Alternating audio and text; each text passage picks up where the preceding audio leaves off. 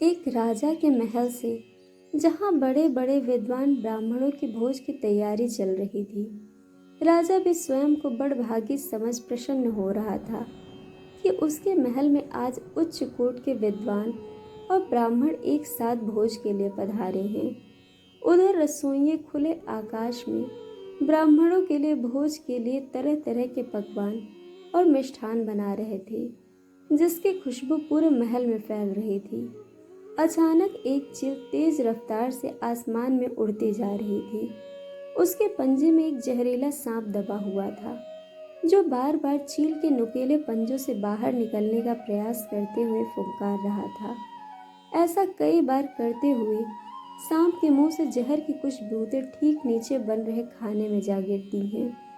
खाना बना रहे किसी भी रसोइये को सांप के जहर खाने में गिर जाने का कोई आभास तक नहीं हुआ। कुछ समय बाद वही खाना सभी ब्राह्मणों को परोस दिया जाता है। जहर इतना तेज था कि खाना खाते ही सभी ब्राह्मणों की मृत्यु हो गई। राजा को जब दुखद घटना का पता चला तो इसे ब्रह्म हत्या का पाप जान राजा दुखी हो पड़ा। अब निर्णय धर्मराज यमराज को लेना था। आखिर इतने सारे ब्राह्मणों की हत्या का दोष किसके सिर मढ़ा जाए? कौन है असली दोषी?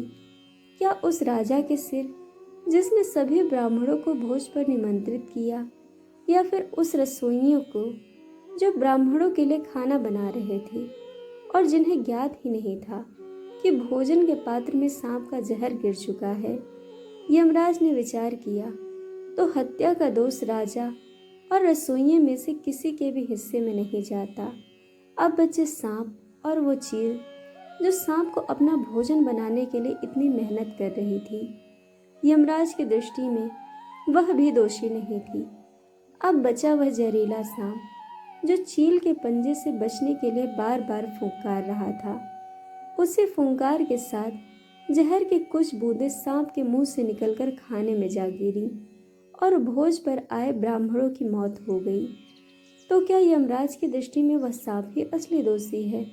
नहीं, यमराज उसे भी दोषी नहीं मानते, क्योंकि सांप का स्वभाव ही फुंकार करना है और फिर अपने प्राणों की रक्षा करना कोई पाप नहीं। यमराज ने इस विषय को कुछ समय के लिए यहीं रोक दिया। उधर धरती में थोड़े दिन बीतने लगे और फिर एक दिन कुछ ब्राह्मण देव राजा से भेंट करने के लिए एक महिला से महल का मार्ग पूछने लगे। महिला ने महल का मार्ग तो बता दिया, लेकिन कहा कि यह राजा ठीक नहीं। अभी कुछ दिन पहले खाने में जहर देकर आप ही के जैसे निर्दोष ब्राह्मणों को मृत्यु दंड दे दिया।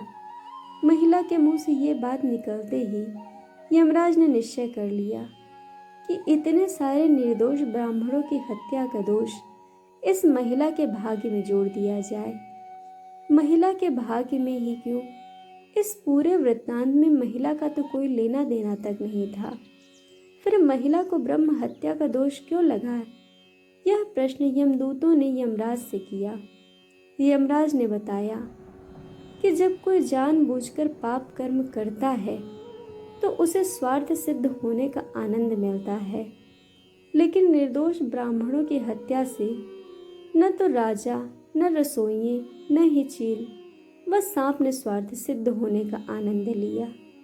ऐसे में इस अनजाने पाप का पूरा दोष उस महिला को जाता है, जिसने जानबूझकर मन में ईर्ष्या का भाव रखते हुए इस पाप कर्म की निंदा की। इस तरह की घटना की बुराई करने से उस महिला को जरूर आनंद मिला।